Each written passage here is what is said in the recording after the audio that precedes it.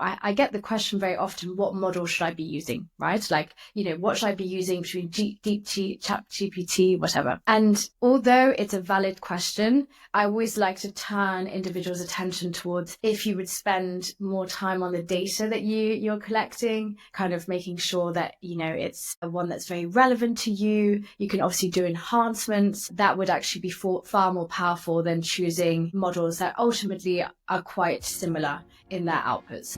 I'm Pulkit Agrawal, and this is the Product Lunchbox, the bite-sized series for product people. In less time than it takes for you to eat lunch, we'll share some distilled insights and tactics from an experienced product operator on a single topic per episode. Today, really excited to talk AI, LLMs, ML with Eleanor Manley. Eleanor is the AI lead at Hibernia Labs, and she's founded a venture studio there focused on AI. So, delving deep into it.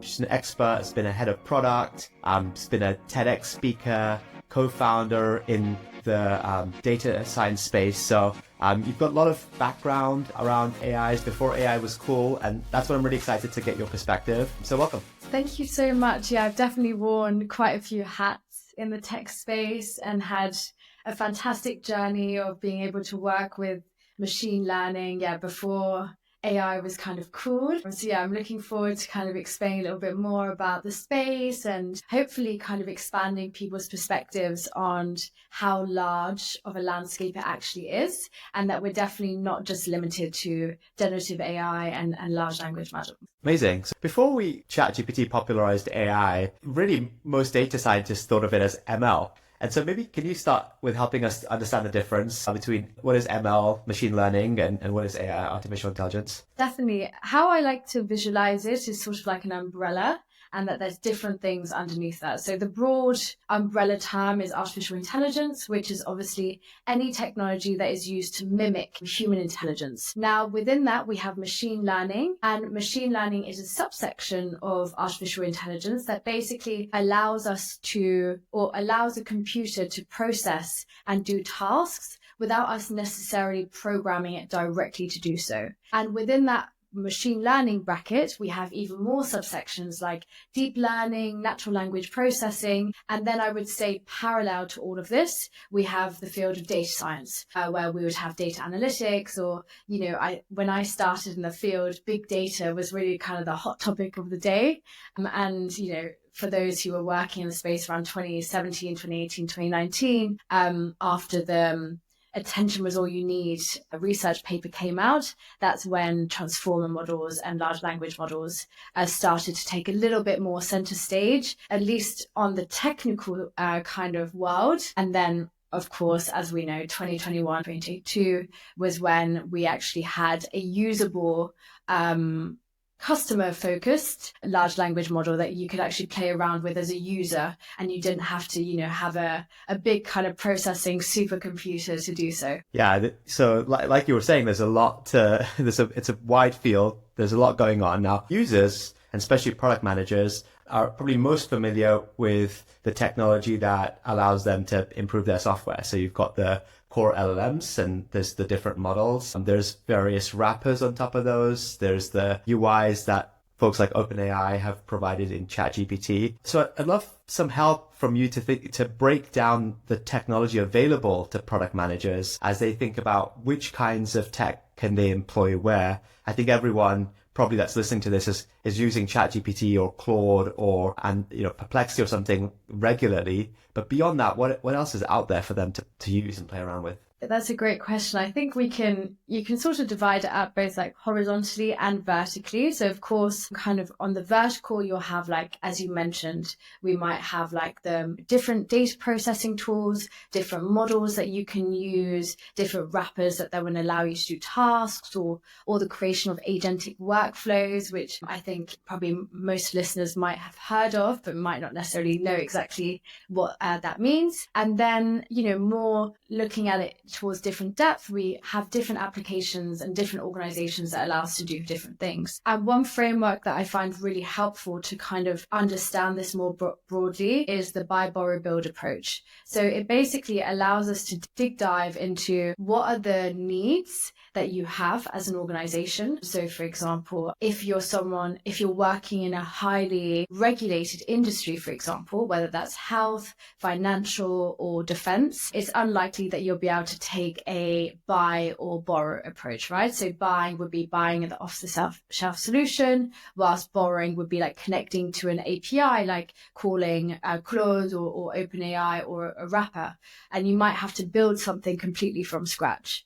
I think one of the things that, for me, having also done kind of a product role, was remembering to look at the need and the problem first, rather than trying to find a technology to fit and being very solution focused. And I think in the age of AI, especially generative AI, because it seems so sexy, it's so easy to use, people, especially product managers, can fall into this kind of trap of being very solution focused rather than taking a step back and looking at a problem. And so that's why I think the buy, borrow, build approach allows you to kind of break down the criteria that you need, whether it's security, cost, technical talent, whether you have it in-house or not, and then frame that within, okay, what can I do as part of my organization today? Interesting. So let's maybe double click on the buy, borrow, or build framework.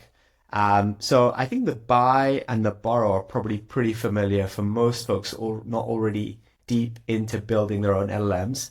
So what does build look like? Or what does it take to build? Are you starting from an open source version of an LLM and then tuning it? Is that what building is? Or surely not building your own custom LLM to compete with the likes of, GPT? Thank you so much for that question. That's a great question, because I think there's it's a very kind of opaque side of machine learning. We talk about machine learning engineers, but there's not that many people actually engineering models from scratch. There's part of the 1% of engineers. So there's different ways that you can kind of build up a model. So as you mentioned, you can take an open source model, for example, like Llama or DeepSeek, and you can fine tune it. Now, there's actually different levels of fine tuning that you can do. The first level is, of course, saying, okay, here's a new data source. I want you to take that data source and use it as context for a task that we're doing. That's one way.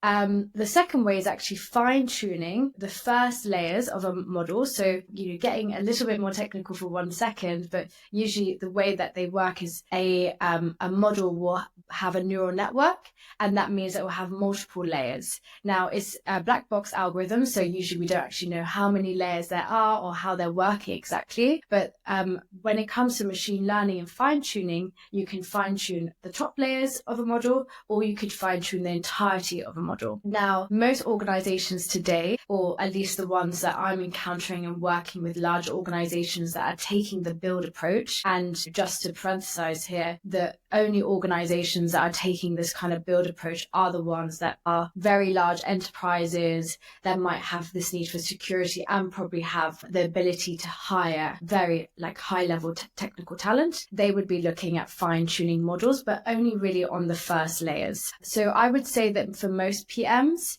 what you're going to be looking at is more getting a proprietary data set and using that as a context window for a large language model. Great. So, and that's kind of something that I'm familiar with, and you can use, for example, OpenAI's Playground to tune your version of the GPT you want to create, or the APIs you want to use. And so you can feed it data, you can set a specific context prompt. But is that it? Is there anything beyond that? Or how would I, as a PM, go one level deeper? I probably wouldn't recommend to a PM to go one level deeper at the moment. I think that using things like OpenAI, adding data to it, doing a bit of prompt engineering is actually a really powerful tool.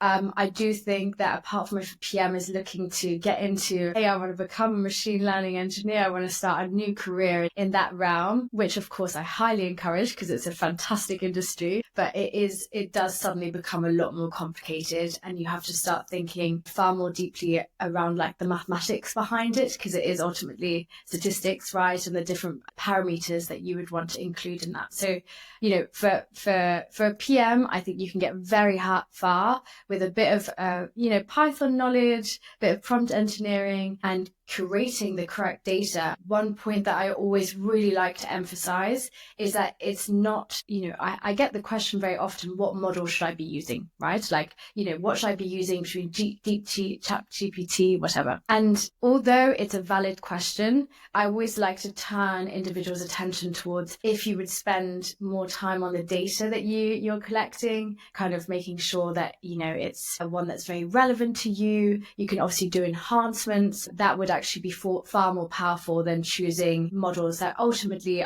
are quite similar in their outputs. Yeah, I think we've used it to simply tag lots of data, so understand the context of the data. So for Chameleon, our customers are building in-app experiences which contain their own copy and their own use cases, but to help us understand the types of experiences people are creating, the proportion of experiences that fall into a particular use case, we leveraged AI to tag all of the data. Now that data becomes a lot more valuable for us to use in tuning our model in prompting and giving folks suggestions of what to build. So, but curious if you've come across any tools that you would recommend as kind of PMs get, involved in, whether it's high level training or fine tuning, or, as they're working with their data sets. I'm just curious if there's any kind of, what are the entry points or access points for our PMs? So I participate in kind of weekly mentorship where I like to kind of mentor people who are either looking into data science, especially like women or people from underrepresented groups who might be looking to get into technology.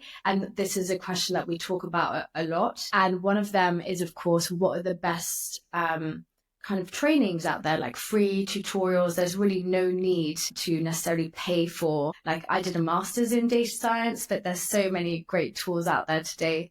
So one of the tools that I love is deep learning that has absolutely brilliant kind of access to courses. I think, Emergent Mind is something that I think everyone should kind of subscribe to. It's a web app that summarizes the most recent research in AI, and it's very, very good. But yeah, those would be my top two on where to start. Awesome. Just gonna hold 1 second because I have an alarm going off that I'm trying to turn off. That's okay. Can you hear that? Yeah, I thought it was a little background music.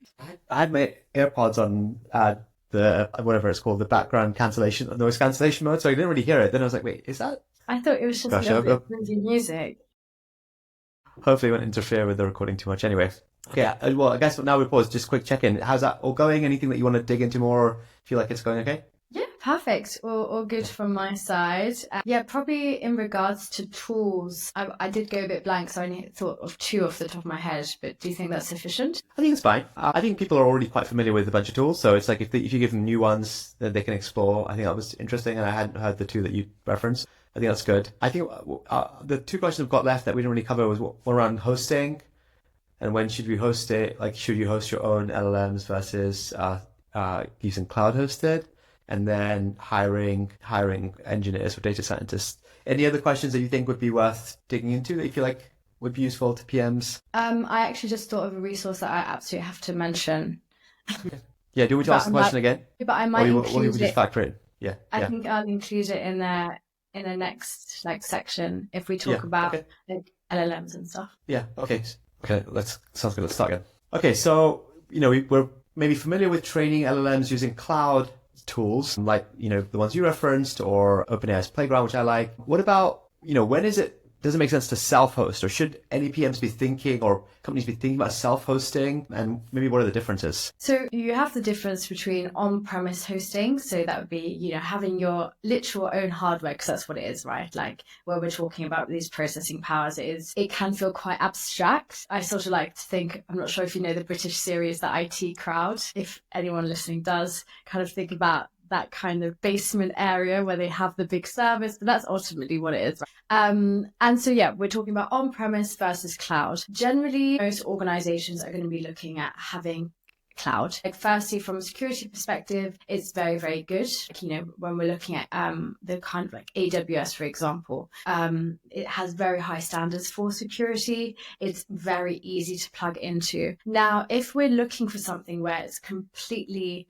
kind of isolated from anything else, then that's where on-premise self-hosting comes in. I don't see many like organizations do that. I think you're probably looking at more from like military, defense, big countries. I would say, however, there is more and more demand of, I'm sure anyone who works in the B2B SaaS and who's gone through like a sales process of B2B SaaS and AI knows the kind of questions that enterprise ask are becoming more and more rigid around like, how do we know our data is protected that's going in here? And because of like the nature of some of these models, it can be hard, especially as a PM, to answer those questions. And so that is why like people are looking for different solutions. I think from a cost perspective, at the moment, cloud, although we could look at it going up exponentially, it still remains the better choice. However, like don't hold me to that, because you know it might depend on some big companies' decision making over the next couple of months.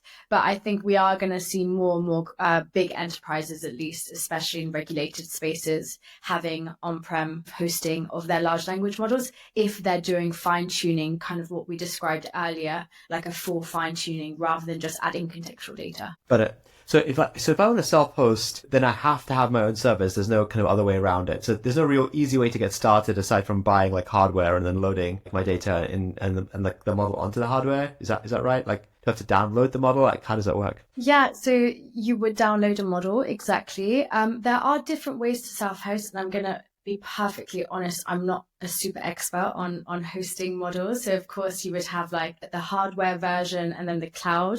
But I actually do think there's a middle ground, but I can't remember off the top of my head what that is.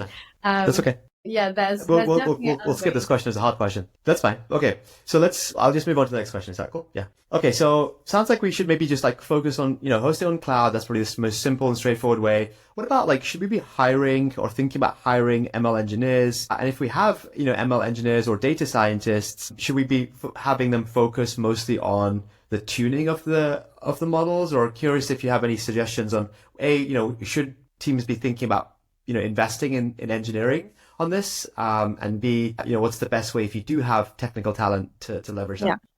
This is a question that I've been pondering as well, because I'm starting my own organization. So we're looking at hiring at the moment. I think there's, you know, firstly, just kind of an introduction to the different type of profiles that you can have, right? So you would have you can have a data engineer, you can have a data scientist, a data analyst, a machine learning engineer. There's lots of kind of names. Some people are calling themselves AI engineers today. I think that's more from a business perspective, right? As I mentioned, AI is just the broad umbrella term. It's not actually the kind of act. So I think when you're thinking about like whether we should hire, there's obviously different models that you can kind of work with. One would be like working with an organization like mine, like, or a studio where you say, hey, I want to build this. Can you do it for me? And then it would be like an end-to-end build for you, and you would work together. That's great if you don't have anyone in-house. So that means that the PM of your organization would be working directly with someone like me and my organization to come up with the requirements and make sure that we're held accountable and everyone is held accountable for the completion of this project. Then the middle ground, I would say, would be like hiring someone on like a contractual basis, maybe just as an enhancement to your team. And then we would be looking at full-time employment as the other option. I think that this is where the PM's role is so utterly important, because when we look at the importance of making sure that a requirement fits a specific need for an organization, a specific problem, and that the technology is meant to be a mirror to that, of course, a reflection of that, this is where they come in like full force. And if I was a PM today trying to figure out, okay, who would I need to hire? I would definitely look at, firstly, do I have the data that we need, or do I need someone to collect that data? And the ways that you can collect that data could be from internal sources, but as many people know, internal sources can be as messy as getting them from external sources, right? So you might need a specific like data engineer to work through that. Working externally, they might, be doing some web scraping in that way, and they need to create a full data pipeline for you. And then on the other hand, of course, you have the more machine learning side where it's like, okay, they would be the one that would help you make the choice between, are we using an API call to a closed source model? Are we using an open source model that we would then fine tune, add contextual data to? And that individual, the machine learning engineer, should help you with that decision making. And that's where it would depend on the seniority. Someone who's a mid to senior should be able to help you with that decision making, as it's becoming an integral part of their job today. Yeah, interesting. One thing you said to me is I want to dig into just a little bit is you referenced open source and closed source models. Can you just explain the difference between them and the pros and cons, if any? So an open source model is a model that you can download and then completely use as your own. So you could literally download it on the computers that we're using to record this, and then start fine-tuning and playing around with it. You probably might need to acquire a few extra GPUs to process it, as most of our computers, well, mine at least, I wouldn't be able to do such large models. A closed source model is one that you can't download, you can't play around with, just one that you would usually access from, for example, an API call subscription model. So the most famous, of course, being the GPT models that have chosen to remain closed source. I think in regards to the decision making, it's really about, one, do you have the technical capabilities to have someone to work with an open source model? Do you have the processing power and the budget to do so? And three, do you have data that you can really use and play around with to actually add to that? I think the reason why many organizations, there's whole startups today being built on GPT APIs, which probably a side conversation that we would need to have. But, a lot of people start there just because of how easy it is. You don't need to be an engineer. You can use, a conversational large language model to help you write the code to work with these closed source models. So you need to have a basic understanding of Python logic to really get something off the ground. And if you did train your model, let's say you used an open source one, and then there's a development in the model, and then that you want to use the latest model, is it easy to transpose or transplant the training into a new model, or did you need tools for that, or is that you have to start again? That's a really interesting question. Thank you for asking. For open source model, if you've downloaded that model, you fine-tuned that model, from my very humble opinion, and perhaps someone will disagree, you can't do just a conversion rate. I think that because of the ease of being able to change between models, for example, on ChatGPT, it makes people think we could just do that with an open source model, but that's just not the case at all. So that would be the answer to that question. Yeah, so maybe that's one of the reasons to potentially use a closed source model. Maybe they're more tuned to allow you to fine tune it. But anyway, this was a fascinating conversation. If folks want to learn more about this topic, are there any places that you would recommend they go to? And I think you mentioned one place already, but any other suggestions? Yeah. I definitely think that if you want to start playing around with your own open source models, you have to go to Hugging Face. It is probably the most important place for machine learning today.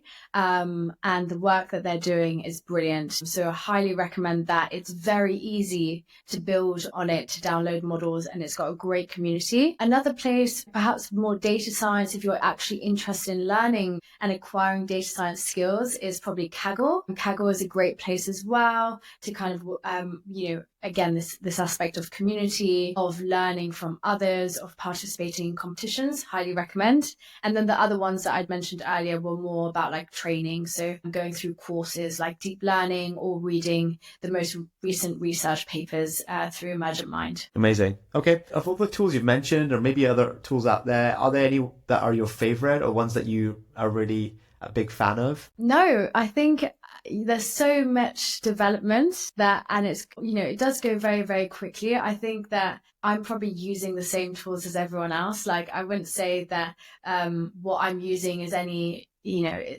different. Perhaps I might be playing a little bit more with open source models than most people, but generally no, we're all getting kind of our information from the same place. There is, of course, big organizations as well that are holding a lot of resources at the moment. So I think that's also why we tend to be using quite similar tools. But I'm definitely, I think it's important to remain flexible as new things come up, as new models develop. but ultimately remembering that models are nothing without data. So, spending more time thinking about how to get some proprietary data, making sure that it's clean, different techniques for enhancements. I highly recommend everyone to have a little broader thinker about that before they necessarily go down the machine learning route. Yeah, awesome. Okay, well, that's really helpful. Good reminder. Focus on the data, play around with Hugging Face if you want to go deeper. But yeah, thank you for joining me, Eleanor. Really great to have you. And hopefully this has helped folks think a little bit more about how to incorporate AI and how to train their LLMs if they're going to try doing that. And yeah, thank you for joining us. Perfect. Thank you so much for having me. Thanks for tuning in to the Product Lunchbox. Other episodes where I chat with current operators to get tactical advice include topics such as PMing data products, running product in a low meeting culture, designers as PMs, going from 1 to 10 in AI, and lots more. You can catch them on Spotify, Apple Podcasts, or YouTube. If you have a question, topic, or a guest suggestion, then please look me up and DM me on LinkedIn. Thanks for your attention.